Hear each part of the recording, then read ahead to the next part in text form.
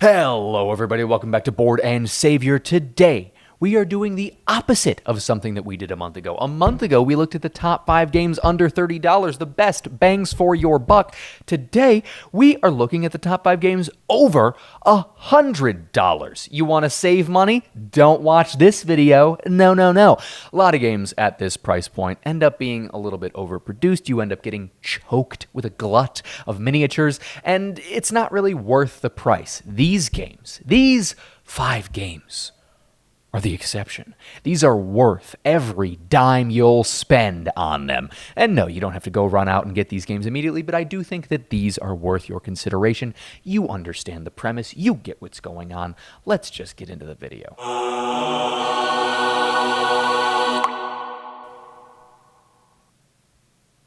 What's wrong, bro? I'm just thinking about how Neb, my evil clone, poisoned me and a few other of my clones. Whoa, dude, that is a bummer. When's the poison set to kick in? We don't know. We're kind of just waiting around to die. Okay, well, if you want my take, I feel like this is kind of a downer. It's kind of harsh on the vibes of a fun board game video, so maybe just like try to get over it. Number 5, Level 7, Omega Protocol. All right, first of all, good news. This game looks like it does not currently cost $100 or more.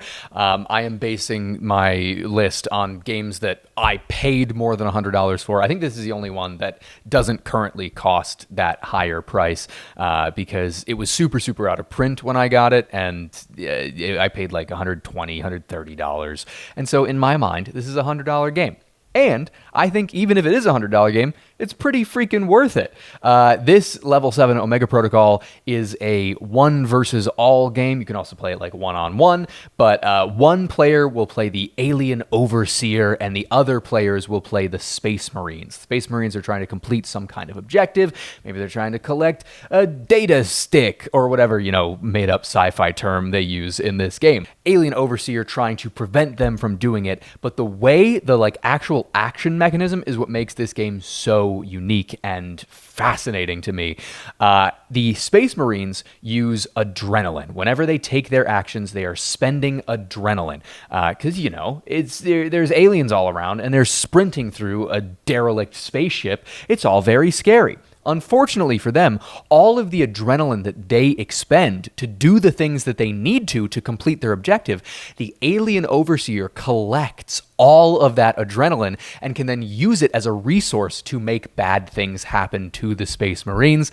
I love that idea. It makes you so careful as a Space Marine to not do too much. You want to have those big explosive turns where you do a million things, but if you do a million things, the opponent is going to be able to do a million things. So you have to be very thoughtful with your actions, and that push and pull is so enjoyable. Very big fan of Level 7 Omega Protocol. Check it out. You killed it, bro. Just keep it up. Number 4, Too Many Bones. I have to mention, if you believe you have too many bones in your body, please call your doctor. That is just, it's not good. But if you believe you have too many bones, the board game, then nicely done. You've purchased a good board game. This is a game from Chip Theory Games, which means that all of these components are super luxurious and nice to play with. You've got your poker chips, you've got your plastic dice, you've got your neoprene playmats, all of this stuff waterproof for some reason. If that appeals to you, great. If you like playing games in pools or tubs, this is the one for you.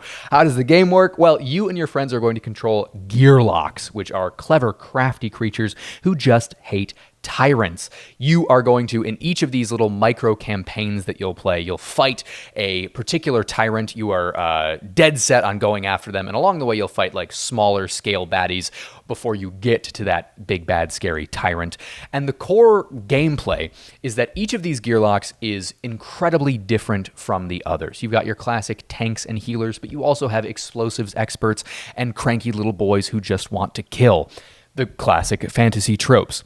All of these gearlocks are very different, and they're differentiated by a set of dice that you will need to unlock throughout the game. And all of these dice come out in varying sort of upgrade lines. Like, it's sort of like a skill tree, where in some games you might go for one strategy, and some games you might go for a completely different one. This makes every game feel super unique and very, very exciting and fun. Love this game very much.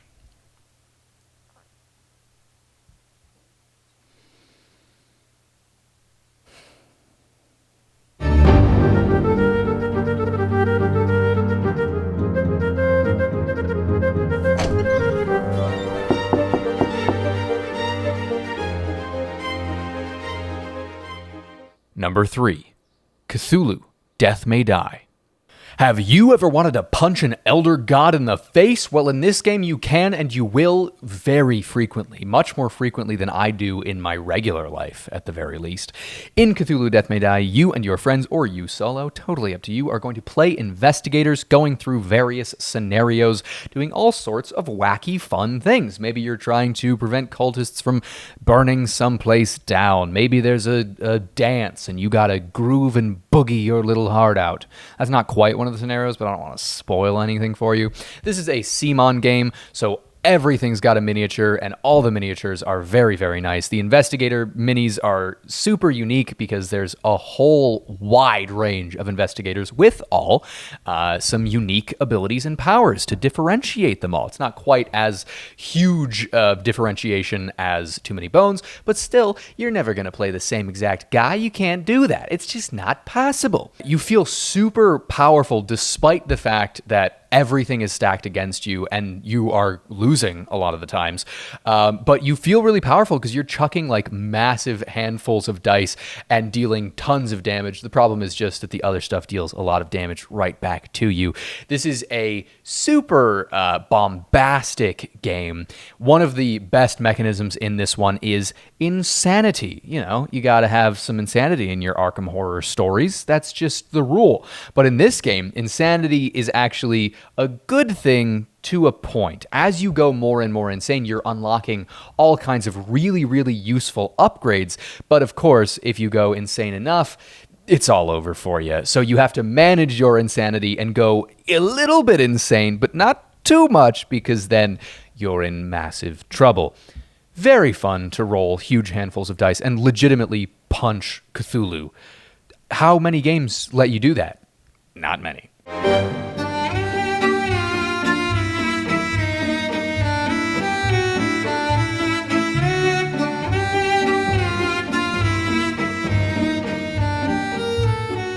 Number 2, Oathsworn, Into the Deepwood.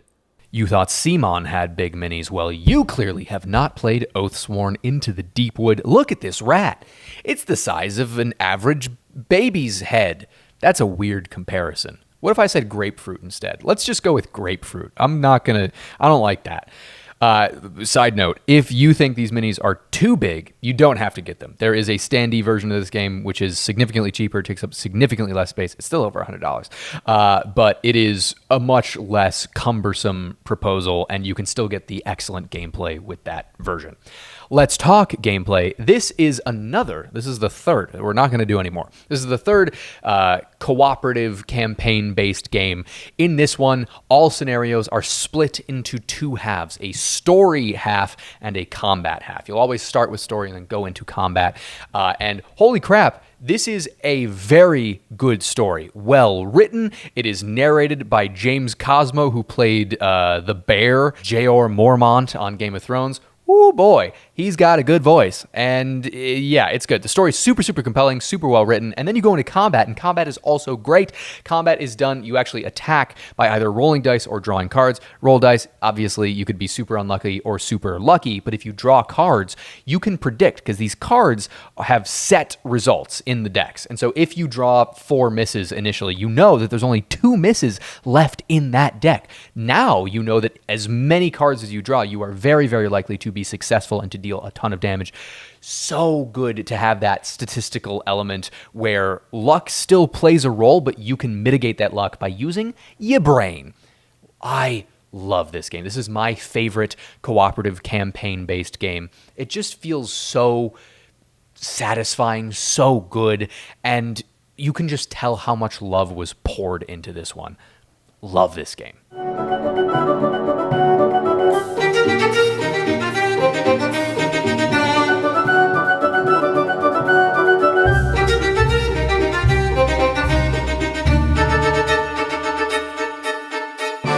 Number 1, Twilight Imperium 4th Edition. This game is not for everyone. Not even close.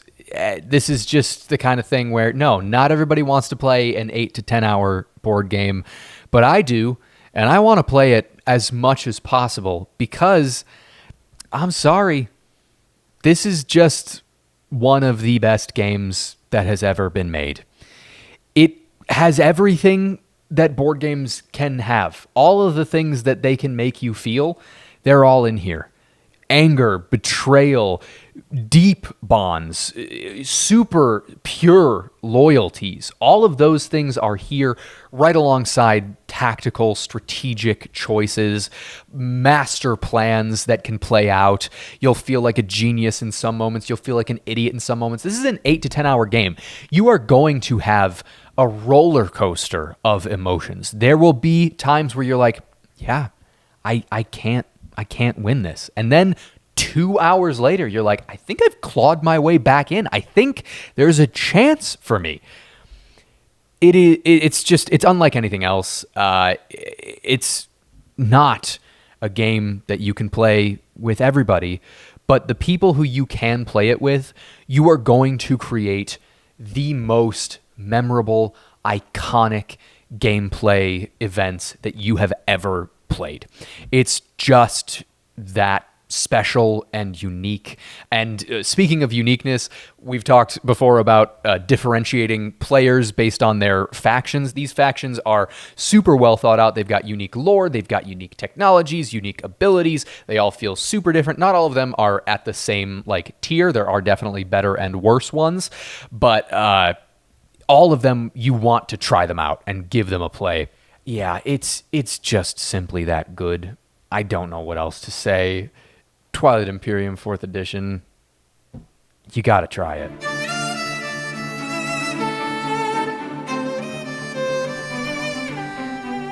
Hey, I love you guys.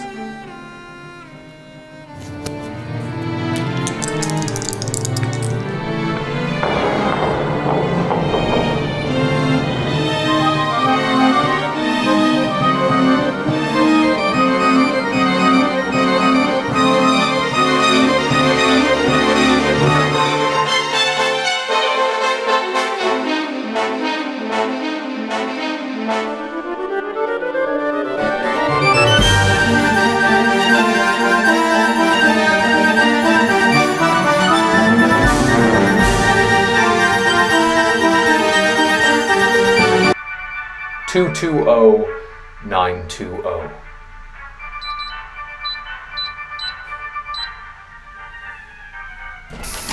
I knew I made you for a reason. And that brings us to the end of our video, and perhaps to the end of top 5s and top 10s. Something that idiot original Ben never seemed to realize is that he's not Tom Vassell. He simply hasn't played enough games to make a monthly top 5, top 10 favorite board games without retreading familiar ground over and over again. I mean, how hard do you think it was for him to not put Spirit Island on this list today? I'm guessing it was basically impossible. But you don't have to worry. Your old pal Neb will still keep you entertained. There's reviews, there's discussions, there's homebrewed ways to break your favorite games coming soon. So be sure to like and subscribe to show that you support the new king in town. I'll see you soon.